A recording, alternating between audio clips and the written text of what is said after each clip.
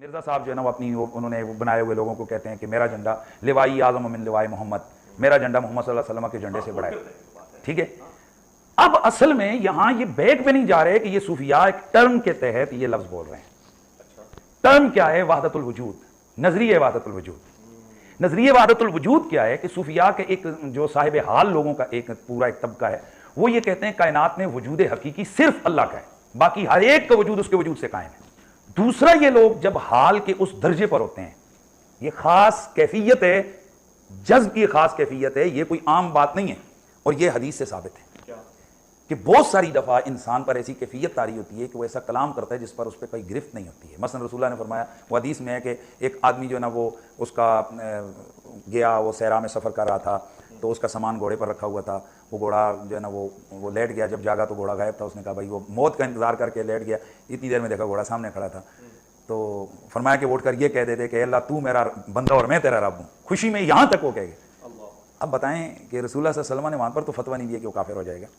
یعنی یہ خوشی کے بے اختیار لمحات میں نکلنے والے یہ جملے ہیں، اور اس کے لیے حدیث شریف میں موجود ہے کہ اللہ کے نبی صلی اللہ علیہ وسلم نے فرمایا کہ 3 لوگ وہ ہیں کہ جن سے کوئی گرفت نہیں ہے. ایک بچہ جب تک بالغ نہ ہو جائے، ایک سوئے ہوا جب تک جاگ نہ پڑے، اور ایک معتوف یعنی جس کے عقل میں کوئی کمزوری ہو جب تک کہ وہ تندرست نہ ہو جائے. تو جسے عام بیماری لگ جائے عقل کی، تو اس سے اگر کوئی کلمہ صادر ہو جائے، اس حالت میں اس پر قابل گرفت وہ چیز نہیں ہے.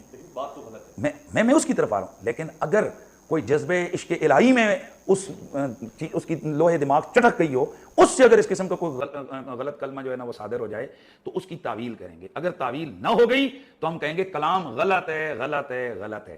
لیکن قائل اپنی اس خاص حالت کی وجہ سے، اس خاص عذر کی وجہ سے وہ فتوے کی زد میں نہیں آئے گا. اب میں اس کی تعویل کر رہا ہوں جو ہے نا لوائی اعظم من لواء محمد، میرا جھنڈا اللہ کے رسول، میرا جھنڈا محمد کے جھنڈے سے بڑا ہے. صوفیاء یہ کہتے ہیں کہ یہ جس طرح حضرت موسیٰ علیہ السلام طور پہ گئے تو وہاں درخت میں سے آواز آئی انی انا اللہ رب العالمین. اب سوال یہ ہے کہ وہ درخت میں سے موسیٰ علیہ السلام نے آواز سنی تو کس کی آواز تھی؟ اللہ کی تھی. کبریا کی آواز تھی. بھائی اللہ کہہ رہا ہے نا کہ میں اللہ ہوں، میں ہوں اللہ. تو اللہ تعالیٰ بوٹے سے بول سکتا ہے، زبان ولی سے نہیں بول سکتا. اللہ اکبر. یعنی آپ کہہ رہے ہیں کہ ہم یہ کہہ رہے ہیں کہ جب حدیث موجود ہے کہ میرا بندہ جب نوافل پڑھتا ہے تو میرے اتنے قریب ہوتا ہے، میں اس کی زبان بنتا ہوں جس سے وہ بولتا ہے. تو اب یہ زبان بایزید کی نہیں تھی، زبان ان کی یہ کلام الہی ہو رہا ہے، اور وہ کہہ رہے ہیں میرا جھنڈا محمد کے جھنڈے سے بڑا ہے. اللہ اکبر، اللہ اکبر. یہ تعویل ہے، اس کے پیچھے پورا ایک علم ہے، پورا ایک فن ہے. اور آپ اٹھ کے کھڑے ہو گئے ہیں اور اسکول اور کالج کے لڑکوں کو آپ جناب گمراہ کری جا رہے ہیں اور قوم کو کافر کافر کافر کہہ رہے ہیں. اب یہ جو ان کی بونگیاں ہیں، ان کے لیے وہ کہتے ہیں کہ جی ہم آپ کو دلیل دیں گے قرآن و سنت سے. انہیں پتہ ہے کہ ان کی تو بات کوئی نہیں مانی جانی، تو قرآن و سنت سے ہم کوئی دلیل پیش کریں. جو میں کئی ایک ویڈیوز کے اندر ان کے دلائل کا رد کر چکا ہوں.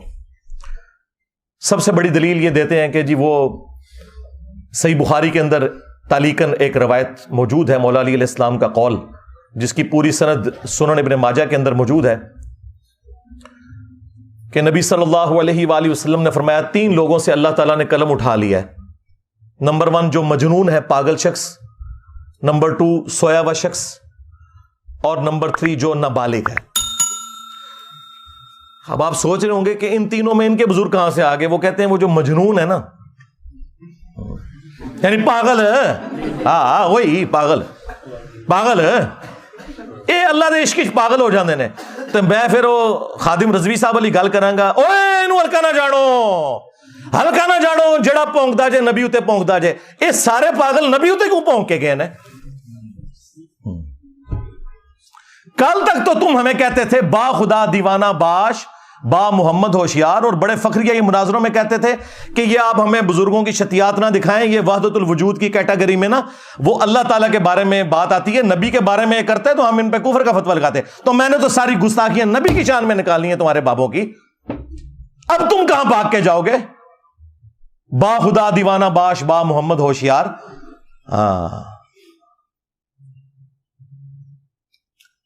تو یہ شتیہات میں یہ والی حدیث پیش کرتے تھے، مجذوب، کلندر، مجنون، پاگل. وہ کہتے ہیں جی اس میں آتا ہے سیدھی طرح کو پاگل سن. یہ پاگل ذرا اور ہوتا ہے یار. صحابہ میں تو اس طرح کا پاگل کوئی نہیں ہوا. یہ سارے بعد ہی پاگل آئے نے، ساڑھے متے ہی لگنے سن پاگل. اچھا دوسری وہ دلیل پیش کرتے ہیں کہ جی وہ مسلم شریف میں ایک حدیث موجود ہے. نبی علیہ السلام نے ایک توبہ کرنے والے شخص کی مثال بیان کی کہ اللہ تعالیٰ کو توبہ کرنے سے کتنی خوشی ہوتی ہے. اس شخص کی مانند کہ جو کسی صحرا کے سفر پر ہو اور اس کا سارا سامان سواری پر لدا ہوا ہو, تھوڑی دیر کے لیے وہ آرام کرے اور اس کی سواری وہاں سے غائب ہو جائے اور اسے اپنی موت سامنے نظر آئے. اتنے میں اچانک اس کی سواری سامان سمیت واپس آ جائے تو اسے اتنی خوشی ہوگی, کیونکہ ریگستان میں تو آپ سواری کے بغیر, سامان کے بغیر سفر کر نہیں سکتے, کئی دن تک پانی آتا ہی نہیں ہے. تو خوشی میں اس شخص کی زبان لڑکھڑا جائے اور وہ یہ کہے کہ اے اللہ تو میرا بندہ میں تیرا رب, بجائے یہ کہنے کے کہ میں تیرا بندہ تو میرا رب, اس کی زبان لڑکھڑا جائے. تو اس بات کو وہ دلیل کے طور پر پیش کرتے ہیں کہ ہمارے بزرگوں کی زبان بھی لڑکھڑا جاتی تھی, کہنا وہ کچھ اور چاہتے تھے, یہ نکل جاتا تھا. دیکھیں کتنا جھوٹ بولتے ہیں یہ اپنے بابوں کو بچانے کے لیے. وہ تو پڑھواتے تھے, پڑھ بیٹا, اور یہاں پہ کیا جھوٹ بولتے ہیں, اس کے آخری الفاظ سکپ کر دیتے ہیں. اس میں الفاظ ہیں من شدت الفرح, خوشی کی شدت کی وجہ سے, زبان لڑکھڑانے کی وجہ سے نکلا.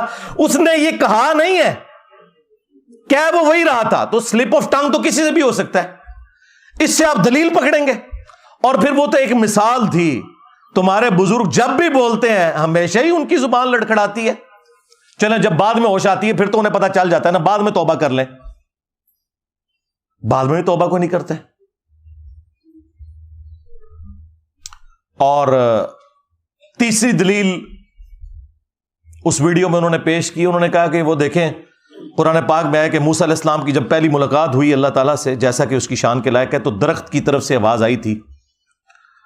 وہ درخت اللہ تعالیٰ کی تجلیات کا مرکز بن گیا تھا. تو اس طرح ہمارے بزرگوں کی زبان اللہ تعالیٰ کی تجلیات کا مرکز بن جاتی ہے. اصل میں اللہ ان کے منہ سے بول رہا ہوتا ہے. استغفر اللہ. اور یار یہ عقیدہ تو ہمارا کسی نبی کے بارے میں نہیں ہے. رہ گیا یہ مثال دینا اس درخت کی یا کوہ طور کی مثال دینا کہ اس پہ اللہ نے تجلی ڈالی تھی. اس مثال کا تمہارے بابے سے کوئی لینا دینا ہے؟ آپ ہمیں پیغمبروں سے کوئی بات لا کے بتائیں کہ پیغمبروں کے اوپر کیفیت طاری ہوتی ہو اور پیغمبر اپنے منہ سے بول رہے ہوں اور وہ کہہ رہے ہوں کہ اس وقت اللہ میرے منہ سے بول رہا ہے. کفری عقیدہ ہے یہ. ہمارے محبوب علیہ السلام کے لیے بھی قرآن میں آیا وما ينطق عن الهوى ان هو الا وحی یوحى, یہ اپنی خواہش نفس سے کچھ نہیں کہتے, یہ وہ کہتے ہیں جو انہیں وحی ہوتا ہے.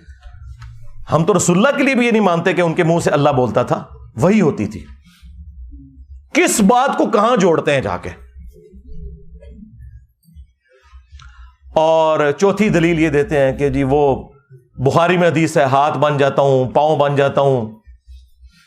اچھا بس اتنی حدیث ہے, یہ پوری حدیث, یہی حدیث دلیل بنائی ہے کشف المحجوب میں بھی علی حجویری صاحب نے بھی.